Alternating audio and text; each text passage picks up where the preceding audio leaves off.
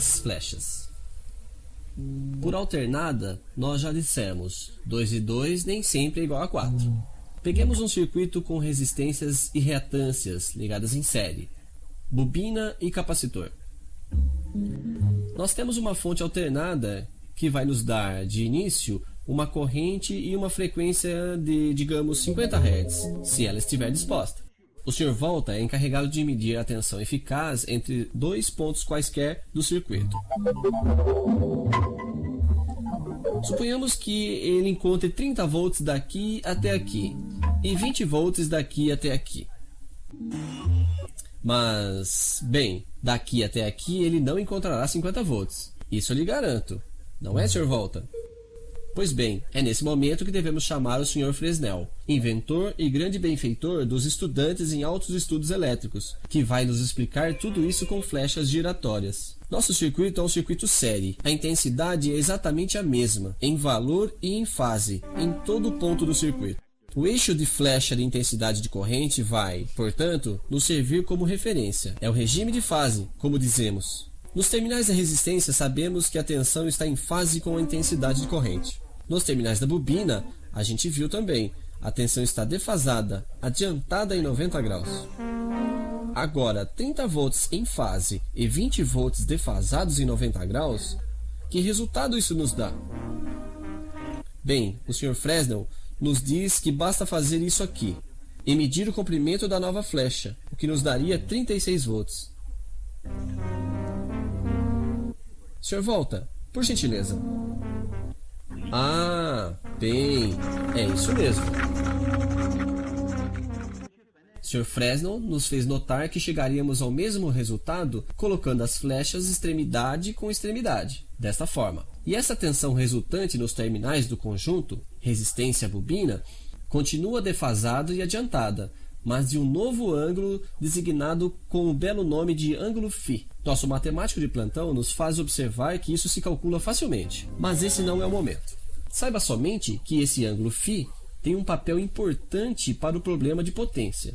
Mas continuemos nossa feliz descoberta. Nos terminais de uma resistência e de um capacitor, a experiência é a mesma, exceto que a tensão nos terminais do capacitor seria de 90 graus atrasado sobre a de intensidade, e a tensão resultante nos terminais do conjunto estaria atrasada em um certo ângulo φ. E nos terminais do conjunto bobina-capacitor, o Sr. Volta vai encontrar quanto? Bem, ele encontra 0 volts.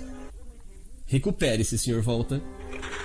20 volts defasados para frente de 90 graus e 20 volts defasados para trás de 90 graus, as duas flechas colocadas extremidade com extremidade, isso dá exatamente 0. Para ser honesto, nós pregamos uma peça no Sr. Volta. Nós pegamos um caso particular, onde a tensão nos terminais da bobina e do capacitor é exatamente igual.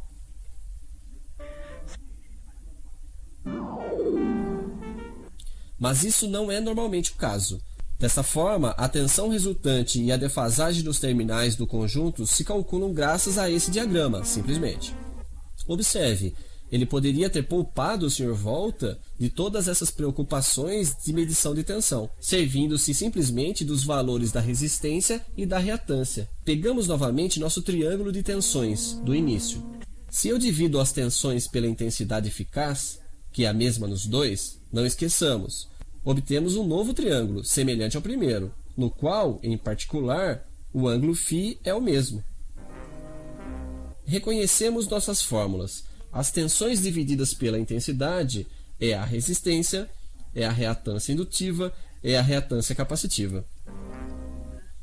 Assim, podemos operar do mesmo modo, com as flechas resistência e reatância, que o Sr. Fresnel também tem em sua bolsa. Conhecendo o valor de cada elemento, podemos prever o que vai acontecer dentro do circuito,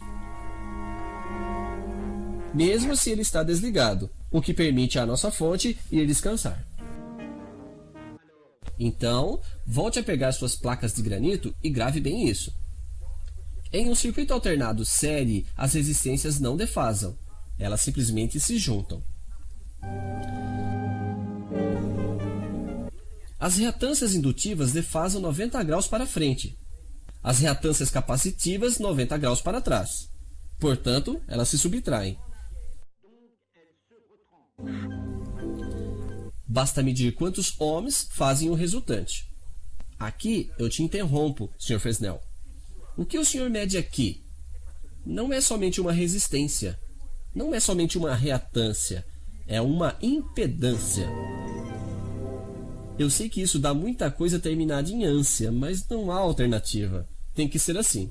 E nosso matemático de plantão nos faz observar que isso se calcula facilmente com o nosso triângulo retângulo. Quadrado da hipotenusa igual impedância do conjunto, portanto, 22,4 ohms. E se passasse aqui dentro uma corrente de 1 ampere, nós teríamos 24,4 volts nos terminais. E sim, o Sr. Volta pode vir verificar, mas o Sr. Volta diz que não confia em nós. Aliás, não passa nenhuma corrente, já que nossa fonte foi se deitar.